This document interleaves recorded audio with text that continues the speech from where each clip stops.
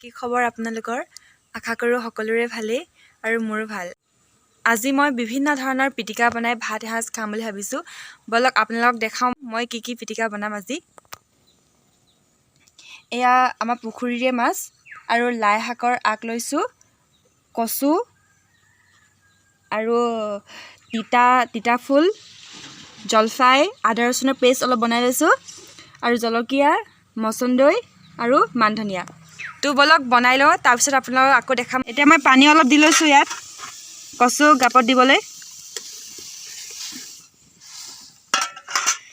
এতিয়া প্ৰথম এই কচুখিনি দি দিওঁ।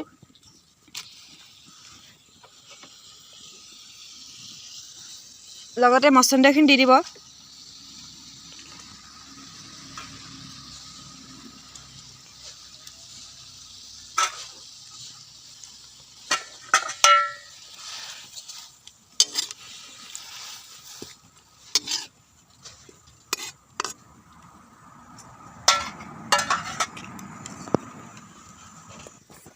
এতিয়া নিমখ অলপ দি দিব। হেল্ল' গাইজ, এতিয়া মই ভাতটো খাই লওঁ। ব'লক আপোনালোকক দেখাওঁ। এতিয়া মই ভাতটো খাই লওঁ। ভাত, মূলা মই কাটি লৈছোঁ ধুনীয়াকৈ আৰু মান আদা, জলকীয়া, এইখিনি হৈছে আপোনাৰ কচু পিটিকা, কচু ভাপত দিয়া। তাৰপিছত এয়া হৈছে আপোনাৰ লাই শাক আৰু পিঁয়াজ, কেঁচাকৈ এইখিনি দাইল, এইটো মাছ ভাজি লৈছোঁ আৰু আলু আৰু মচন্দৈ, কচু আৰু আলু পিটিকা। তো খাই লওঁ এতিয়া ভাতটো। আৰম্ভ কৰোঁ।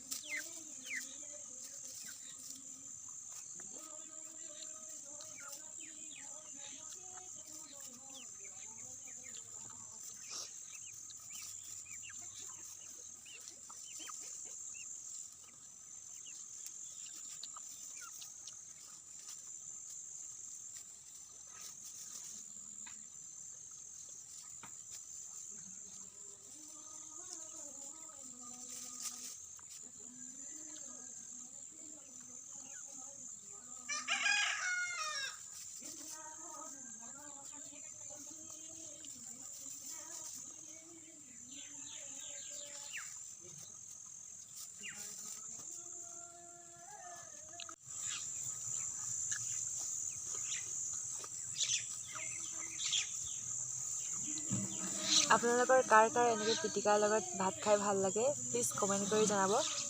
এতিয়া বাই বাই।